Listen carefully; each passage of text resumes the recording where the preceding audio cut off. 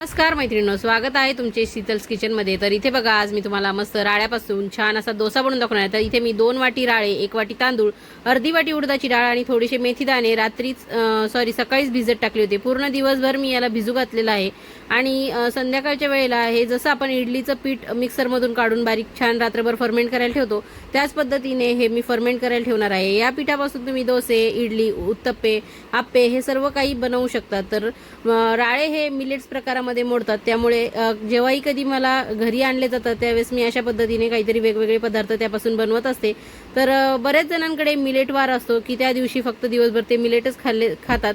तर अशा पद्धतीने बघा, हे मस्त सर्व पीठ मी मिक्सरमधनं काढून घेतलेलं आहे आणि त्यामध्ये चवीप्रमाणे मीठ टाकून घेतलेलं आहे आणि चांगलं एकदा याला चांगलं फेटून घेणार आहे, जेणेकरून पीठ असं हलकं होईल आणि याला मस्त असं फर्मेंट करायसाठी रात्रभर आपण ठेवून देणार आहे। आता गरमीचे दिवस आहेत त्यामुळे याला झाकण ठेवायचं आहे आणि एखाद्या ब्लँकेटमध्ये गुंडाळून ठेवलं तरी चालेल आणि तसंच ठेवलं तरी सुद्धा गरमीमुळे ते छान फर्मेंट होणार आहे। आणि मेथी दाणे आपण त्याच्यामुळेच घातलेले आहेत की मेथी दाण्यामध्ये खूप उष्णता असते, त्यामुळे त्याने देखील छान फर्मेंट होतं। तर इथे बघा तुम्ही किती मस्त असं फर्मेंट झालेलं आहे हे। तर तुम्हाला देखील माझ्या पद्धतीने मस्त ह्या राळ्यांचे असे डोसे बनवायचे असतील तर व्हिडिओ शेवटपर्यंत बघा, कुठे स्किप करू नका। आवडल्यास चॅनलला सबस्क्राईब करा, व्हिडिओला एक लाईक नक्की करा आणि इतरांना हा व्हिडिओ शेअर देखील करा। तर पुन्हा एकदा हे पीठ फर्मेंट झालेलं बघा, मस्त एकदा एकजीव करून घेणार आहे। तर आपल्याला जशी कन्सिस्टन्सी पाहिजे डोसे टाकण्यासाठी त्या पद्धतीने या पिठामध्ये आपण पाणी घालून घ्यायचं आहे आणि व्यवस्थित याला फेटून घेतलेला आहे। एकदम कमी साहित्यामध्ये आणि पौष्टिक असा हा डोसा तयार होतो। तर मिलेट सर्वांनीच खाल्ले पाहिजे, अतिशय पौष्टिक असतात ते आपल्यासाठी। तर त्यामुळे इथे बघा, थोडं थोडं पाणी टाकून याची कन्सिस्टन्सी मी तयार करून घेत आहे आणि नंतर यामध्ये बघा मी एकदम 1 चुटकी एवढा सोडा टाकून घेणार आहे, जेणेकरून आपले डोसे मस्त छान तयार होतील आणि त्याला जाळी देखील पडेल। तर इथे बघा, एवढा सोडा मी इथे टाकून घेणार आहे, आपला बेकिंग सोडा खायचा। तर अशा पद्धतीने हा सोडा देखील याच्यामध्ये चांगला मिक्स करायचा आहे आणि ही सर्व प्रोसेस करत असताना तवा तापत ठेवला होता, त्यावर मी थोडंसं तेल टाकून घेणार आहे आणि तेल चांगलं सर्व तव्याला व्यवस्थित पसरवून घ्यायचं आहे। जसं आपण रेग्युलरचा डोसा टाकतो त्याच पद्धतीने डोसा इथे करायचा आहे। माझ्याकडे स्पेशल असा डोशाचा तवा नाहीये, म्हणून जो काही तवा आहे त्यावरती मी हे डोसे तयार करून घेणार आहे। तर अशा पद्धतीने बघा, सर्व पीठ इथे टाकून घेतलं आहे आणि व्यवस्थित याला पसरवून घेतलेलं आहे।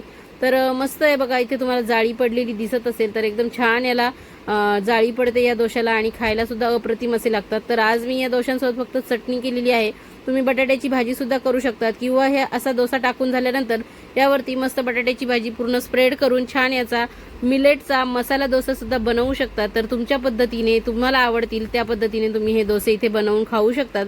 तर अशा पद्धतीने बघा, एक वाफ काढून घेतली म्हणजे खालून छान भाजले जातात आणि वरतून देखील कच्चे राहत नाहीत। नंतर इथे मी गन पावडर तयार करून घेतली होती, ती देखील याच्यावरती चांगली भुरभुरवून घेतलेली आहे। तर माझ्या मुलांना अशा डोशांवर गन पावडर टाकली की ते डोसे खूप आवडतात, म्हणून मी त्यांच्यासाठी गन पावडर बनवून हे डोसे तयार केलेले आहेत। तर अशा पद्धतीने बघा, मस्त काठं त्याचे चांगले मोकळे करून घेतलेले आहेत आणि मस्त डोसा देखील तव्यापासून मोकळा करून घेतलेला आहे। तर अशा पद्धतीने मस्त हा डोसा भाजून झालेला आहे आणि खाण्यासाठी रेडी झालेला आहे। तर अशा पद्धतीने मस्त हे पौष्टिक असे मिलेटचे डोसे मी तयार केलेले आहेत। तर तुम्ही सुद्धा माझ्या पद्धतीने नक्की करून बघा। तर इथे बघा, मी दुसरा डोसा सुद्धा यावरती टाकून तुम्हाला दाखवणार आहे। तर तो देखील अशा पद्धतीने सर्व पीठ टाकायचं आहे आणि छान याला तव्यावरती स्प्रेड करून घ्यायचा आहे। तर पहिल्या डोशाला पूर्ण वाफ काढल्यावर मी गन पावडर टाकली ती, पण याच्यावरती आधीच टाकणार आहे म्हणजे त्याला छान चिटकून राहते ती। तर याला वाफ काढून घ्यायची आहे आणि हा देखील डोसा पलटी करून चांगला भाजून घेणार आहे।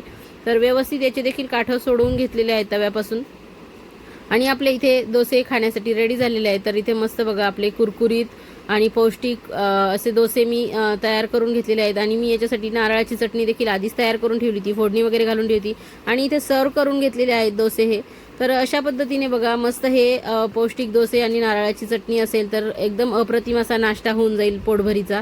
तर अशा पद्धतीने मस्त एक घास आपला डोशाचा तोडायचा आणि चटणीमध्ये डीप करून नाश्त्याचा आनंद घ्यायचा। तर नक्कीच तुम्हाला ही रेसिपी आवडली असेल तर इतरांना शेअर करा आणि जर आवडली असेल तर तुम्ही सुद्धा करून बघा। थँक्यू, धन्यवाद।